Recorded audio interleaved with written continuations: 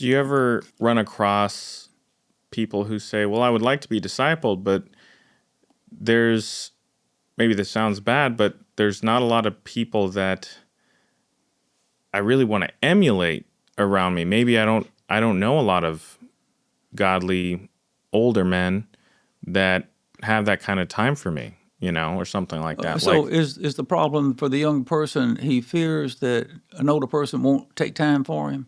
I think part of it is the time, but I think sometimes it's like you said, you want to find an older person who you want to emulate.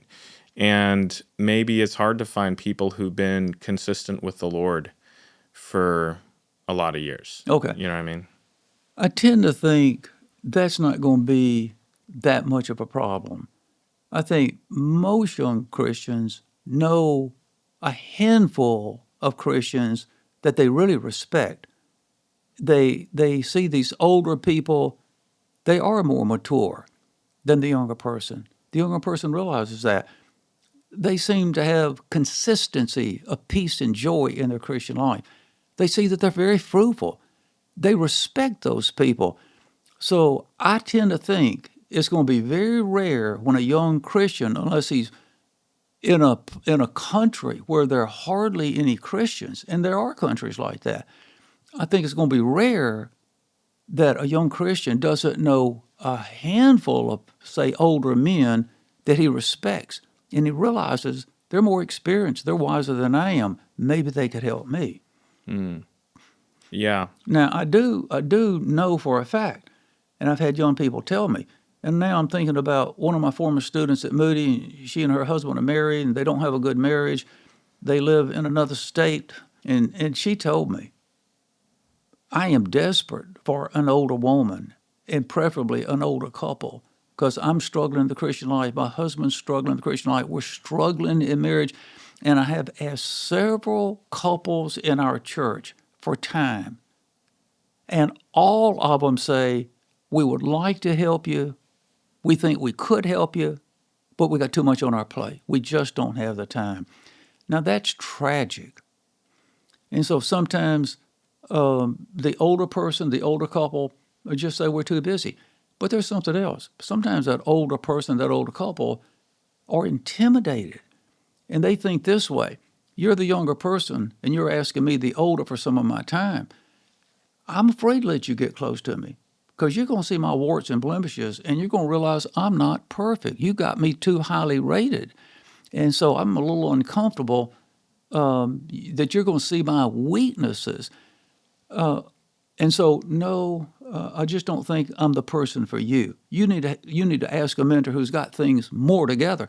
And I think sometimes that older person is underestimating himself. Now, for me and my wife, we run the risk of letting young people get close to us. And what risk do we run? Just they're going to see our imperfections. They're going to see that while we have a good marriage, it's not a perfect marriage. They're going to see that while we got fine kids, we're going to tell them we've made mistakes as parents. And I want young people to see that that we're not perfect. Why would I want them to see that? Because the young people we spend time with, they're going to grow and mature and get life more together, but they never will be perfect. One time I was bringing a Moody girl home to spend the night with us because she wanted some time with Sue. As soon as this young Moody girl and I walked in the front door, here was our 18-year-old son in the middle of throwing a hot, hissy fit. He was upset over something. He was spewing his displeasure all over the living room. And at first I thought, oh, no, he's not going to act like this now with this Moody girl here to see it. And she's going to wonder, what kind of family do the Sauers have? And then I thought, oh, wait a minute, this isn't bad. She's going to have an 18-year-old someday who throws his hot, hissy fits. Now she gets to see Dad and Mom how we handle a young son who's in the middle of throwing a fit. So let her see that we don't have a perfect family. Her family won't be perfect either.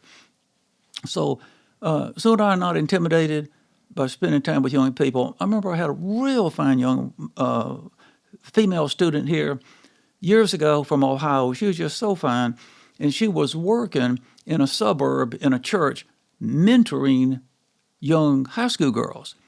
And she told me, I am afraid of these high school girls. I'm not much older than they. I don't know much more than they do. I'm thinking about quitting. I said to her, don't you dare quit. It's true you're not much older, but you are a bit older. You don't know much more than they do, but you do know more than they do. You are just what those girls need. And when those girls have a problem, they're probably not going to the pastor. In fact, he probably doesn't even know their name. Where are they going to come? To you. Why are they going to come to you? You spend time with them. They see that you care for them. They see that you know more than they do. After all, you're a Moody student and they're not. So do not leave those girls. You are just what they need. And also, while you're inadequate, your adequacy comes from the Lord. So your inadequacy plus the Lord's sufficiency will be enough. Trust God to be your partner. Depend on Him to work through you to speak to, minister to, touch these young high school girls. But please don't quit and leave them.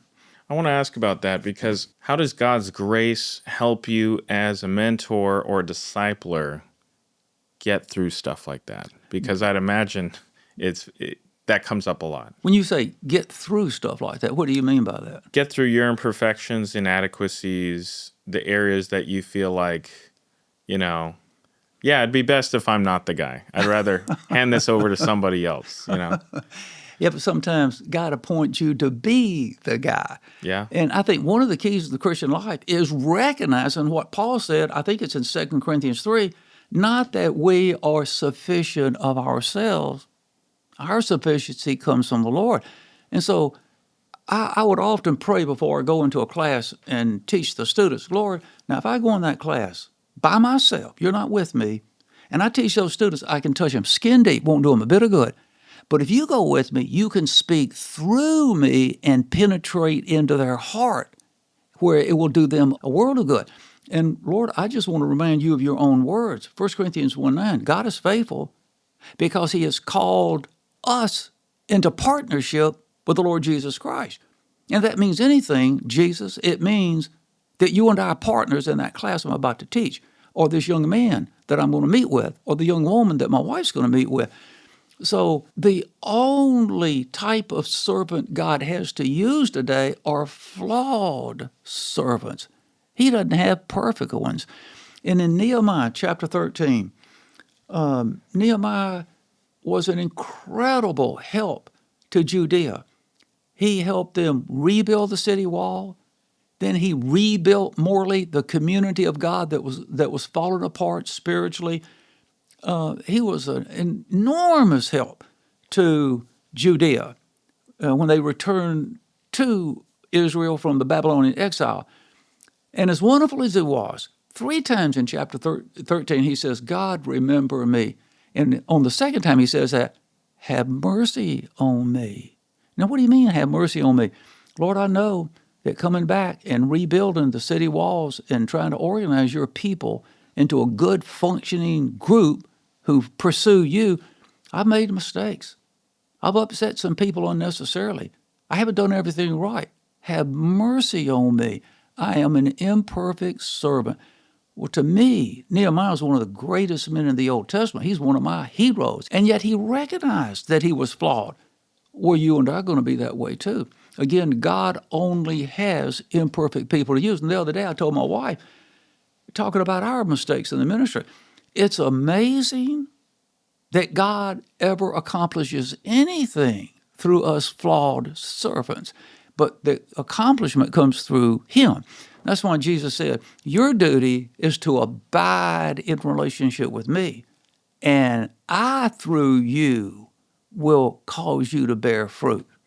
So our responsibility is really to walk with God, cultivate our relationship with the Lord. And I think it was one of my professors at Dallas Seminary, don't have the exact quote, but he says something like this: my effectiveness with the young men I mentor will be in proportion to the power of God that I see in my own life. How right he was. That's another way of saying what Jesus did. Abide in me.